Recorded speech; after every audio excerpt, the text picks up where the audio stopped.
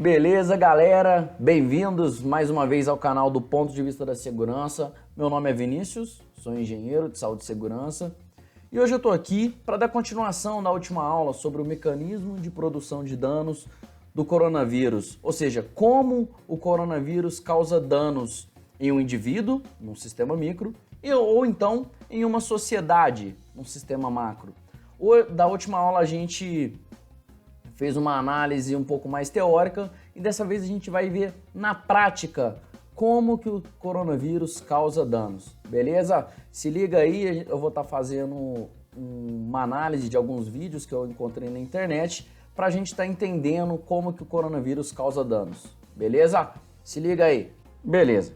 Inicialmente, eu gostaria de retomar a ideia do mecanismo de produção de danos, onde o dano ocorre da relação entre agente agressivo, exposição e alvo. Ou seja, na ausência de um desses três elementos aqui, o dano não ocorre. Agora, adaptando para o nosso contexto, onde a gente está analisando os danos decorrentes da contaminação pelo coronavírus, a gente vai entender que o agente agressivo é o vírus, o coronavírus, ou SARS-CoV-2. A exposição é o contato direto entre o vírus e uma pessoa a ser infectada. E o alvo são as pessoas, né? Uma pessoa não imune, ou seja, uma pessoa que não possui anticorpos contra o coronavírus, uma pessoa que ainda não foi infectada anteriormente, previamente. Beleza, galera?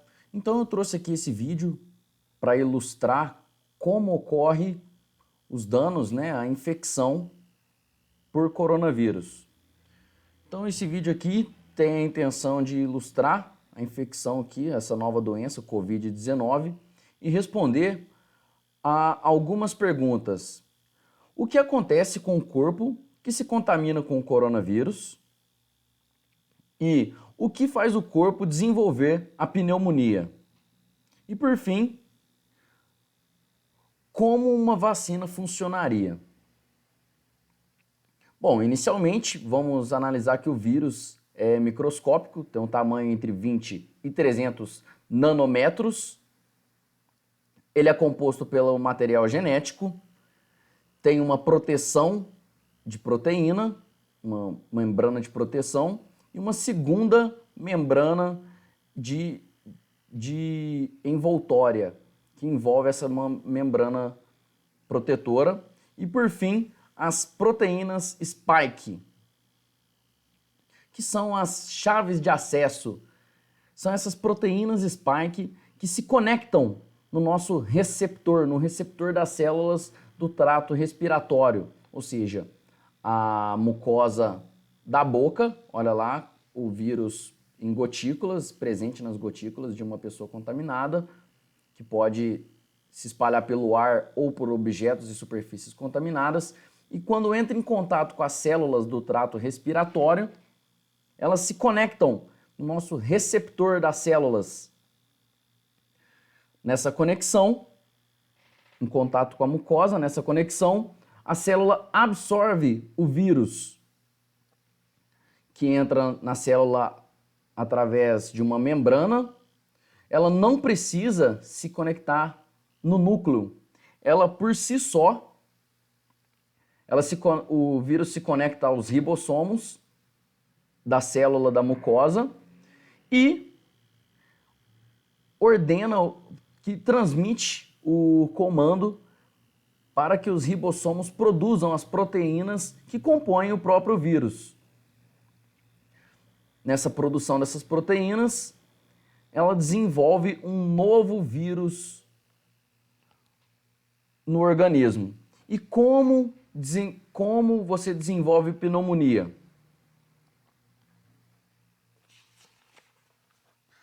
Vamos aqui analisar o trato respiratório, temos a traqueia, temos os brônquios, temos os bronquíolos e temos os alvéolos pulmonares. É onde ocorre a troca gasosa.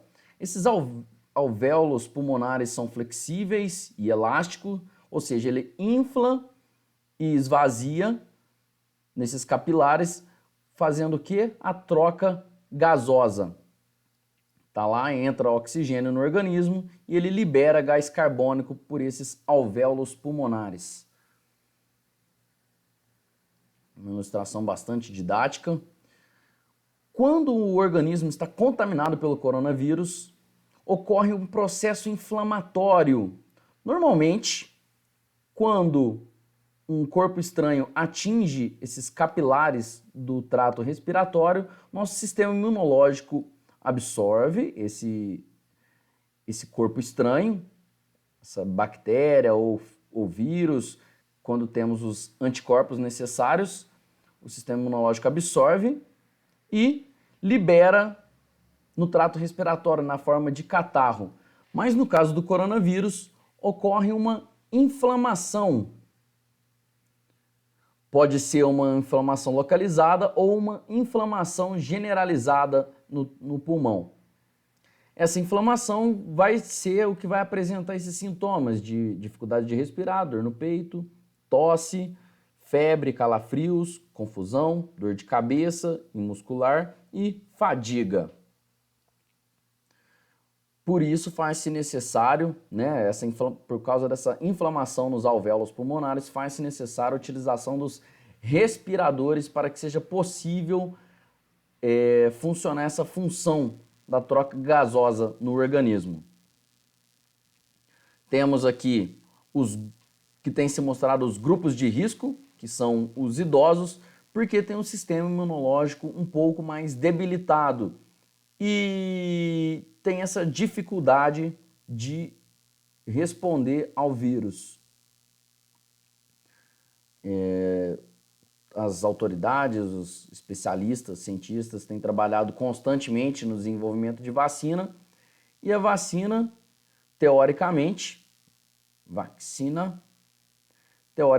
funcionaria como anticorpos, fazendo com que o organismo já tenha uma resposta pré-definida contra o coronavírus especificamente.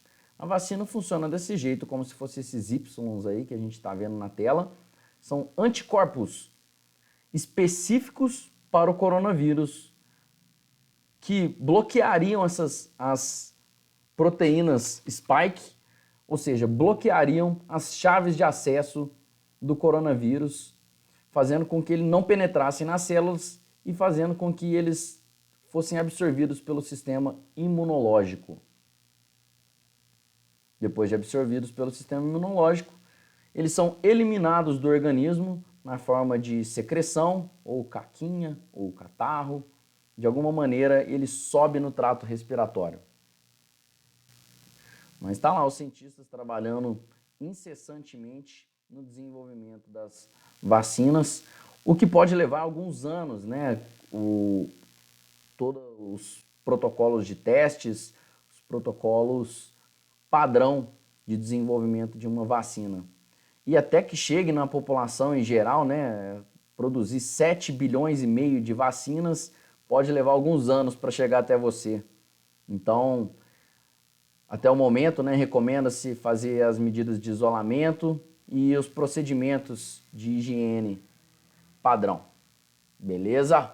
Agora eu vou mostrar um segundo videozinho, onde a gente vai estar entendendo como que se alastra o vírus, como que o vírus se propaga por entre a sociedade.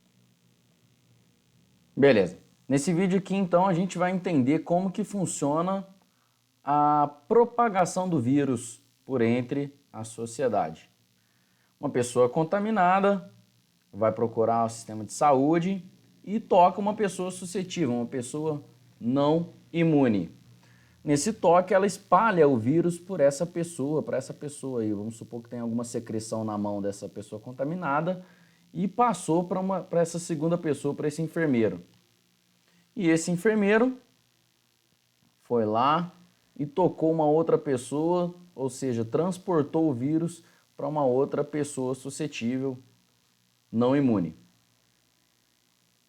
Foi fazer a higienização das mãos, não fez a higienização correta das mãos e continuou propagando o vírus por entre outras pessoas. Olha lá, tudo o que toca o vírus pode ser contaminado. Então, maçanetas, as mãos das próprias pessoas, tudo que a mão tocar pode ser contaminado, mais uma vez. A revista.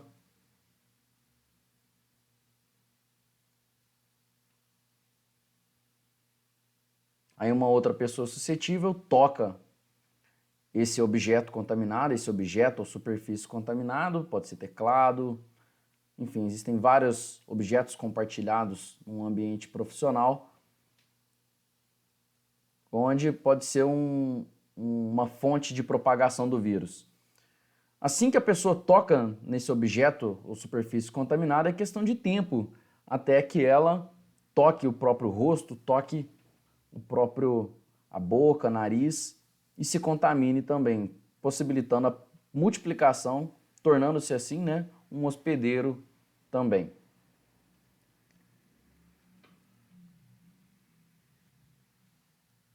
Esse vídeo também bastante didático, né, ilustrando que tudo o que é tocado por uma pessoa contaminada pode também se tornar contaminada e se tornar um elemento contaminante.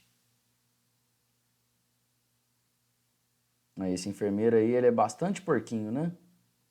Contaminou um tanto de pessoa. Estima-se que o coronavírus, uma pessoa contaminada pelo coronavírus, contamine até 3 pessoas enquanto está no período de transmissão. Existem outras doenças, outros vírus com um poder de transmissibilidade que tem uma estimativa de ter um maior potencial de transmissibilidade, como, por exemplo, o sarampo. O sarampo estima-se que pode ser transmitido para até 14 pessoas no seu período de transmissibilidade. Só que, tem um detalhe, né? O sarampo já existe vacina contra o sarampo, por isso ele não ocorre surtos com frequência, porque uma boa parte da população já está imune. O que vai acontecer provavelmente também com o coronavírus em um futuro próximo. Boa parte da população vai estar imune, evitando esses surtos, né, achatando a curva da saúde, do sistema de saúde.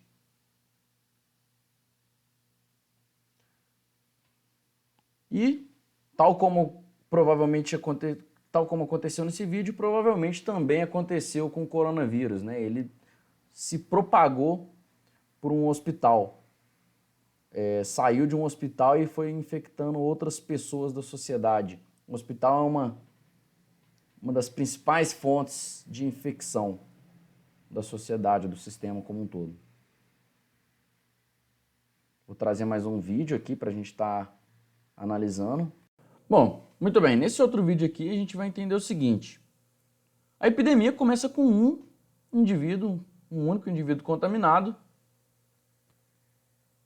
que contamina uma segunda pessoa.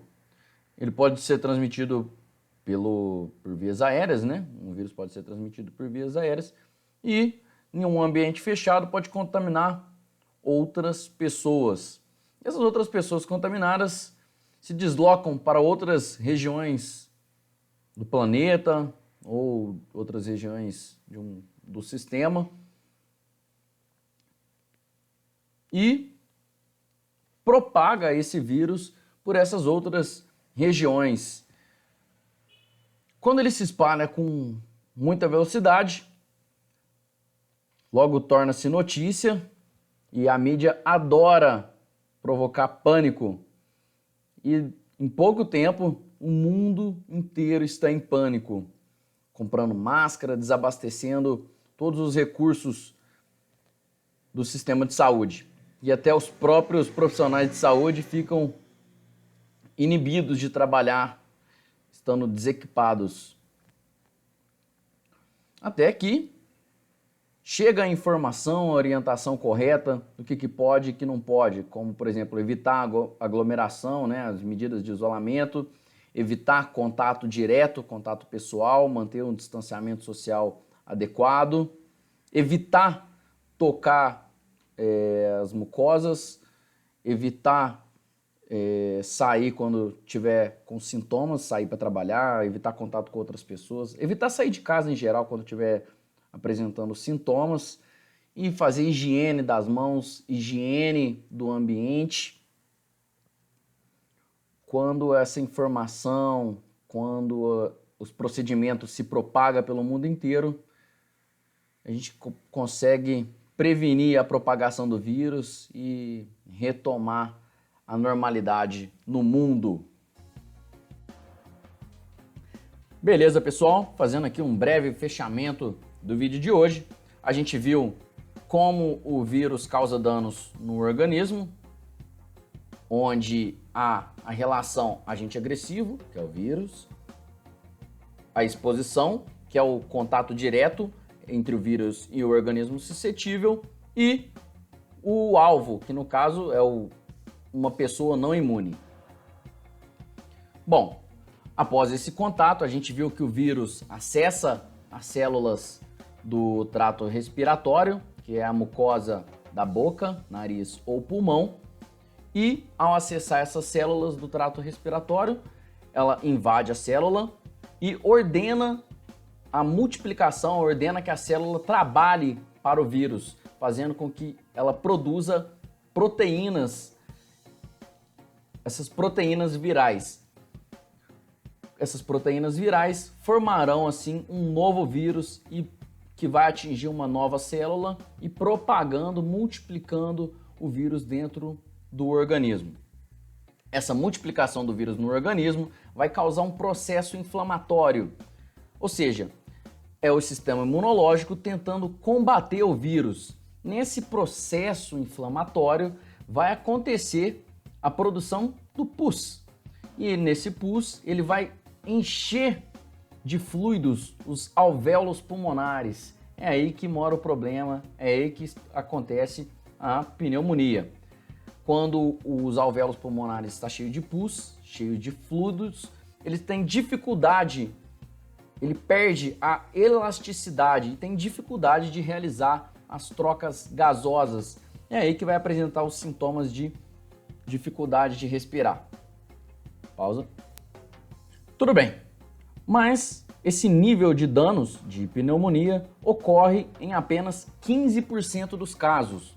Os outros 85% dos casos de pessoas contaminadas, casos confirmados positivo, ocorrem apenas sintomas leves, sintomas de gripe comum, ou seja, febre e tosse.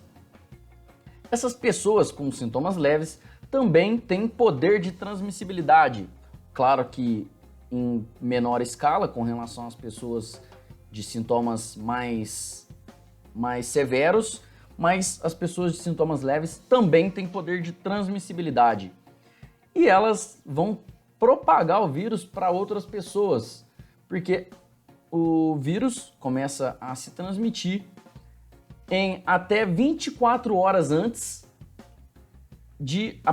do hospedeiro apresentar os primeiros sintomas. Então a pessoa não sabe que está com o vírus e começa a transmitir para outras pessoas. Bom, vimos que a principal causa, a causa básica da propagação do vírus é a falha na higiene. Vimos no vídeo número 1 que se medidas de higiene fossem adequadamente executadas durante os processos de contato entre as pessoas, os contatos sociais, se as medidas de higiene fossem corretamente executadas, o vírus não se transmitiria de pessoa para pessoa, de maneira geral, é claro. Se apenas medidas simples de higiene das mãos ou permanência em ambiente ventilado já ajudaria bastante a conter a propagação do vírus. Pois bem, tendo identificado esse potencial de alastramento, esse potencial de propagação do vírus, faz-se necessário adotar-se medidas de isolamento, ou seja, manter pessoas contaminadas com uma distância segura de pessoas suscetíveis. Isso para evitar essa propagação.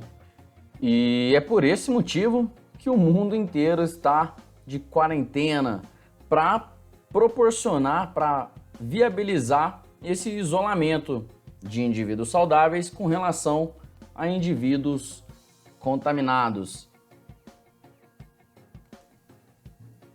Por fim, podemos concluir também que a retomada da normalização do sistema de modo geral, retomada da normalidade da nossa vida social, da nossa vida profissional, da nossa vida em geral, do mundo todo, vai começar, é claro, pela informação e pela orientação. Enquanto as pessoas permanecerem com medo, permanecerem de forma desorientadas, de forma desatendidas, desamparadas, o sistema vai continuar comprometido de seu funcionamento normal. Então a gente começa pela informação.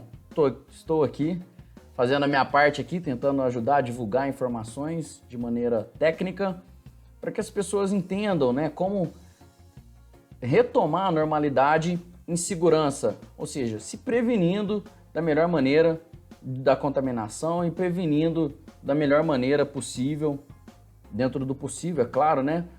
Dentro do meu alcance, se prevenindo da contaminação e da propagação do vírus.